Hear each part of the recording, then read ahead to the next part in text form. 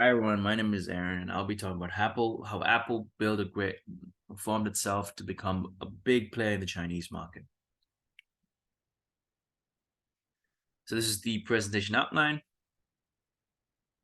and this will be the part where I explain how Apple really penetrated the Chinese market. Doug Guthrie, former dean of the George Washington University Business School, was recruited by Apple in 2014 to assist in cooperation because of his understanding of the Chinese market and his expertise. Beijing has spent millions of dollars to hire employees, build industries, hydroelectric dams, and among other things. According to Mr. Guthrie, no other country could provide Apple with this magnitude talents, infrastructure, and welfare system that China did. Apple generates more revenue in China than any other American enterprise, bringing roughly 55 billion each year. So China passed this rule in November 2016, where it preserved significant data information in China. The users may keep most of their confidential documents in the Apple iCloud services. This can back up anything. The majority of data for Chinese clients was held on servers located outside of the country. Tim Cook was told by China's Apple team that iCloud may be blocked because of this. Agreeing to this request, Tim Cook moved the confidential information of Chinese customers to Chinese state-owned corporation services. As a result, the Golden Gate project was born. And Apple has also had to withdraw several apps from Chinese App Store following a series of back and forth confrontations between China and Apple about user confidentiality. Apple has also maintained that it employs the most modern encryption technology in China, which is superior than any other employed in any other regions. So now we will talk about the licensing strategy. First and foremost, the most important thing to understand is Apple factories in China aren't technically Apple factories at all. Instead, the California tech giant licenses manufacturing out to a firm called Foxconn Technology Group. Foxconn was founded by the powerful Taiwanese businessman Terry Gou, who has been playfully dubbed as Donald Trump of Taiwan, and is reportedly worth somewhere around 5 billion US dollars. Foxconn is also dubbed as the biggest employer in China with some 1.3 million members of staff on the records in 2018.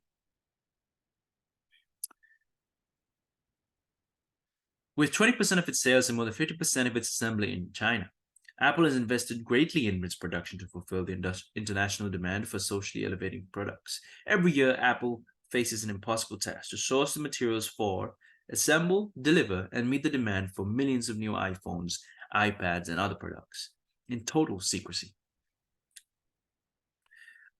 The insane scale of the device is both its biggest blessing and its biggest curse. The single most expensive component of iPhone, for example, is thought to be the OLED screen at around 110 per unit. If Samsung increased the price of that one part by just $5, it could cost Apple an extra $1 billion over 200 million devices. The previous generation, 2013 Mac Pro, was assembled in Austin, Texas, but only because of its relatively low demand. The iPhone simply doesn't have that luxury. The vast majority of Apple products, therefore, are assembled by contract manufacturers like Foxconn, Pegatron, and Wistron in China. But while makers of clothing can, for the most part, hire the cheapest hands, Apple and companies like it have to be more selective. What China has, more than any other country, are massive amounts of technically skilled workers in highly concentrated areas on demand. Here, factories are more cities than just buildings. When one manufacturer of electronics needed to quickly increase production to keep with demand, it was able to hire 3,500 workers in under 6 weeks. It's this flexibility that allows Apple to rapidly scale up production in the summer months, leading up to the release of the new iPhone. Altogether, about 1.5 million Chinese are involved in assembling Apple products. But even before assembly, Apple relies heavily on Chinese materials from cameras to speakers, etc. And these are rare earth metals. And despite their name, they aren't that hard to find. There are also significant reserves in Brazil, Vietnam, Russia, and India. Having and being willing to use them, though, are two different things, measured by actual production.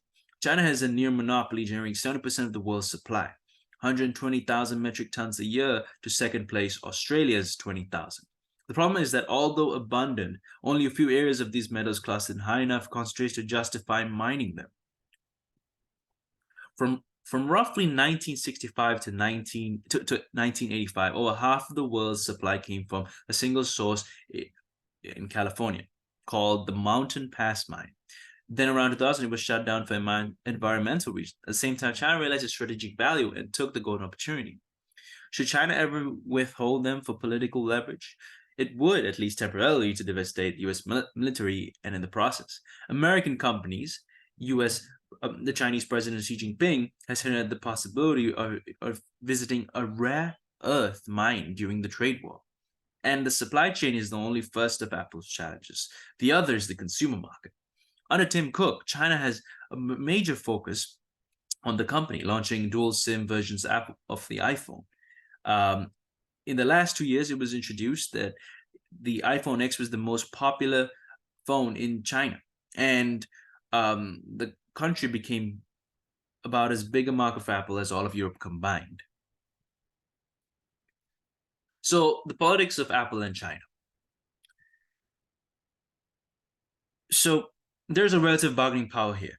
Moving on to the ongoing US and China economic tension, at the crux of it is Apple, who are caught in between the crossfire. As Chinese economic growth slowed, so did Apple's success. The same conspicuous design made with the iPhone, it becomes a liability in times of increased nationalism. When Chinese government plays anti-American propaganda films and Huawei bans in 2020 is preserved as protecting weak American competitors, owning an iPhone becomes a symbol of embarrassment. According to Goldman Sachs, a retaliatory ban could lose Apple more than a third of its overall profit. Of course, interdependence is a two-way street. Apple also contributes an estimated $24 billion a year to China's economy. It is not, unless things get significantly worse, in China's best interest to push Apple out completely, right? Secondly, is the dispute of privacy, which is the main selling point of Apple. In the US, Tim Cook can pursue the public and successfully hold back FBI. In China, although, it's a different case. With every demand, Apple has to decide whether saying no is worth losing 20% of its revenue and perhaps the most important part of its supply chain. Now let us evaluate. So there are labor practices here that Apple has been criticized for. These are some problems. For example, long working hours, low wages, poor working conditions, cheap labor and child labor. These are things that happen mainly in China, actually. And there's also an environmental impact. The manufacturing and disposal of electronic devices, where they mine from, and the lack of renewable practices. There's also data privacy concerns. Apple has faced concerns related to data privacy in China, mainly, in order to comply with Chinese laws, as mentioned before. There's also geopolitical and security concerns. The US-China geopolitical tensions have raised concerns of the potential impact on Apple, with Apple being stuck in the middle. Then there's human rights concerns and the Uyghur controversy. Apple has been criticized for alleged involvement in human rights abuse related to the Uyghur Muslim minority in China. Reports suggest that Apple's supply chain may be forced labor from the Uyghur community. So what are some things that Apple could do? These are some recommendations. Transparency and communication. There needs to be an increase in transparency because Apple usually works behind the scenes, right? And they need to engage in dialogues with stakeholders, including human rights organizations. The labor practices also need to be better. These mean, adhering to standard international labor standards. Human rights, you need to be investigated in terms and address allegations on human rights in the Uyghur controversy. There needs to be data privacy as well. Apple needs to communicate and be committed to user privacy and data security. There's also an environmental impact. Apple, as explained before, needs to be more strict and follow its diversity and SDG plan. And also, they need to work together with governments, because there's a big problem here is that Apple tends to always be the one that, in America it has no issue. However, in other countries, it needs to work better with governments and be responsible with other business practices. So in conclusion, Norman Angell, The Great Illusion in 1909, he said that economies of the world were so connected and so dependent of another that the cost of conflict would simply be too great. And this was in 1909, and this still stands today. China and Apple cannot be overlooked, and they really need each other. And that's the conclusion. So, it's really a give and take dynamics of politics present, and you have to be strategic in this case. And these are the references that I used in the presentation. So thank you for listening to my presentation, and